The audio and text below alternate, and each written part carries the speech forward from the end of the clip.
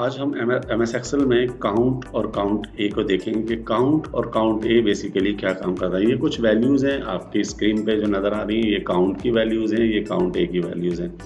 Count में हमने सिर्फ जस्ट नंबर्स एंटर किए हैं दोनों कॉलम्स में, और काउंट ए में हमने एक तरफ नंबर और एक तरफ अल्फ़ाबेट काउंट किए, मेंशन किए, ताकि हमें पता चल सके कि काउंट और काउंट ए बेसिकली क्या डिफरेंस क्या है इसमें। तो हम यहाँ पे काउंट को अप्लाई करके देखते हैं। Is equal to count open bracket और इन दो कॉलम्स का डेटा हम सेलेक्ट करते हैं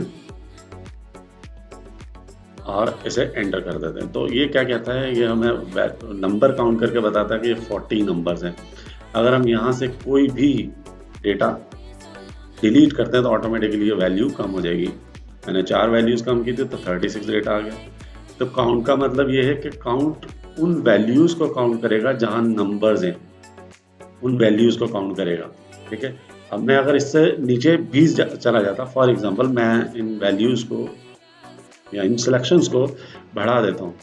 ये देखिएगा मैंने नंबर्स बढ़ा दिए, यहाँ चूँकि वैल्यूज़ नहीं है लेकिन मैंने फिर भी इसे सेलेक्ट किया तो नंबर फिर भी वही आएंगे,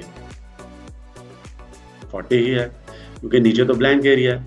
ठीक है, लेकिन अगर मैं यहाँ से कोई वैल्यू को डिलीट कर देता हूँ तो ये उसे काउंट नहीं करेगा। तो काउंट का मतलब है ऐसी जगह जहाँ आपने डेटा, ऐसा कॉलम या ऐसा स्पेस जहाँ पे आपने डेटा लिखा है जो अल्फ़ाबेट का, जो नंबर्स का डेटा है उसे काउंट करेगा, काउंट का फार्मूला।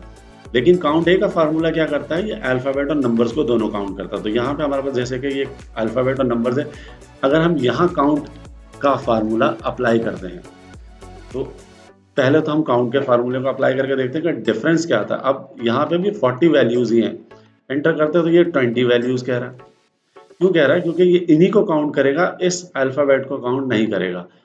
काउंट यानी अल्फ़ाबेट को, नंबर्स को काउंट करेगा, अल्फ़ाबेट को नहीं काउंट करेगा। लेकिन अगर हम यहीं पे सिर्फ काउंट ए कर देते हैं और इन वैल्यूज़ को, चूँकि मैंने दोनों वैल्यूज़ को सिलेक्ट किया, दोनों कॉलम्स की वैल्यू को सिलेक्ट किया हुआ, एंटर करते ही ऑटोमेटिकली 40 आ जाएगा। तो ये तो एक ख़ास डिफरेंस है काउंट और काउंट ए का। काउंट में आप सिर्फ नंबर्स को काउंट कर सकते हैं, कितने कॉलम्स में आपके नंबर्स हैं, ब्लैंक को ये काउंट नहीं करेगा। अगर आप उसमें से कोई डेटा डिलीट करेंगे तो उसको काउंट नहीं करेगा। काउंट ए क्या करता है, अल्फ़ाबेट और नंबर्स दोनों को काउंट करता है। तो ये थी आज की हमारी वीडियो काउंट और काउंट ए के हवाले से। उम्मीद करते हैं आज की वीडियो आप लोगों को पसंद आई होगी। अगर आप लोगों को हमारी वीडियोस पसंद आ रही है तो लाइक, शेयर और सब्सक्राइब करें ताकि हम इसी तरह की नई वीडियोस आपके लिए बनाते रहें।